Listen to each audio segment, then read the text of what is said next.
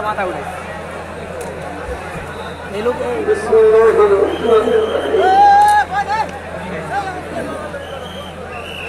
قال رسول الله صلى الله عليه وسلم الجهاد ماض إلى يوم القيامة أو كما قال عليه الصلاة والسلام আওয়াজ হইতেছে আওয়াজ বন্ধ করার চেষ্টা করি আমরা অল্প সময়ের ভিতরেই এই মজমা ইখতিতামের দিকে আসতেছে আওয়াজ বন্ধ করার চেষ্টা করেন আমি সেদিন 24 তারিখে বাবুর সালামে আমাদের সেখানাধীশ বাড়িওয়ালা উপাধ্যক্ষ ফারুক সাহেবকে বলছিলাম দাওয়াত দিলেন সারা দেশকে দিলেন কিন্তু সবাই দেরি করে দিলেন এই দাওয়াতের ব্যাপারে আমি টাকা নিয়েছি আমি বিভিন্ন সময় হাইয়াকে ব্যাপারকে টাকাকে বলেছিলাম এই সাহায্যের ক্ষেত্রে দিন বাড়তেছে টাকালে দিনা নামাক আছে টাকায় দিনটা নামাক আছে নামাক যদি পরে বেরো যায় তাহলে তোমার পানি চলতে ফেলে দিলে তোমার পাক খেয়ে যায় আগে নামাক খারিতে হবে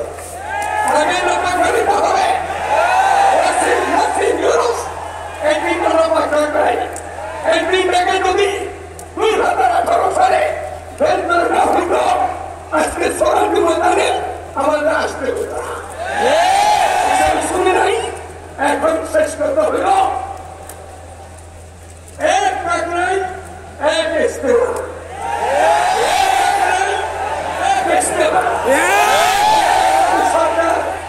আপনাদেরকে বলছি এই এতদিনের কথা এই ওয়াসিম কাসিম বিরুদ্ধের কথা আপনাদের শোনা ঠিক হবে না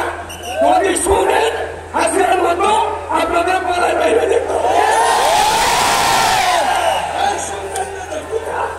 আপনাদের সাথে কিসের পরামর্শ তারা এখান থেকে হতেছে শেষ কথা হবে এইটাই শেষ পরামর্শ আপনাদেরকে কিসের বসা দরকার হইলে আপনারা কয়েকজনে আসবেন একজন করে মুরব্বী আর যাবেন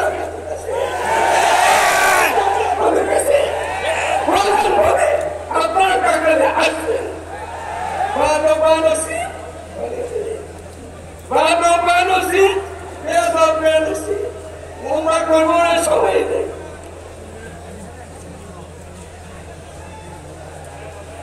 এই কাজের শুরু তিনি করছিলেন তিনি হযরতে বড় হযরতে রাহমাতুল্লাহ আলাইহি রহমাতুল্লাহ আলাইহি তার সুন্দর সন্তান তিনি এক কাহিনী ছিলেন তার সুন্দর সন্তান হযরত মাওলানা ইউসুফ সাহেব রহমাতুল্লাহ আলাইহি দ্বিতীয় হযরত ছিলেন তার আপন ভাইরা হযরত মাওলানা এনামুল হাসান সাহেব রহমাতুল্লাহ আলাইহি তৃতীয় হযরত ছিলেন এই এক হযরত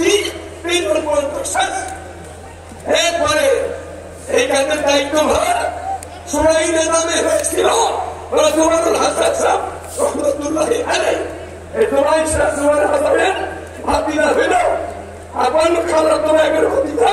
এই সাহেব সাহেবের বাবার নাম হারুন সাহেব সাহেব এই সাহেবে আল্লাহ আমি আর প্রতি দেখতেছি না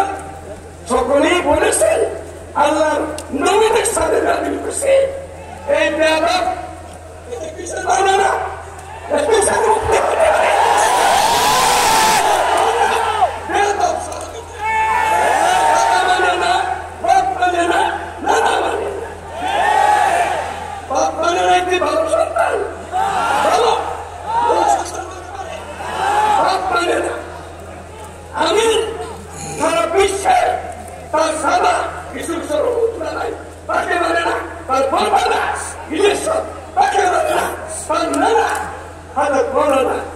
এরকম হাসান তাকে মানে না তার বাসা তোর হাসান তাকে মানে না এই আমি হতে পারি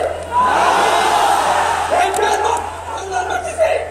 এই সরকার হাতাল বেড়ে দিতেছি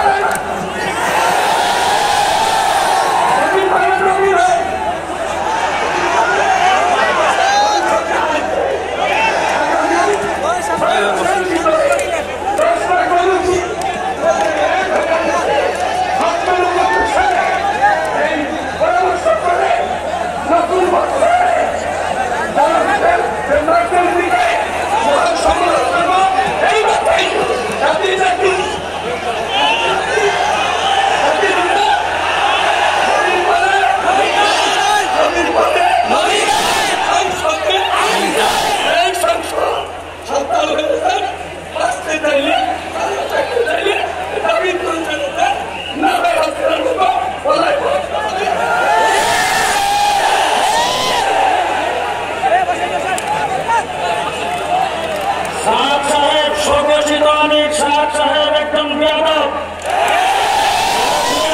বাংলাদেশে আসতে দেওয়া হবে না।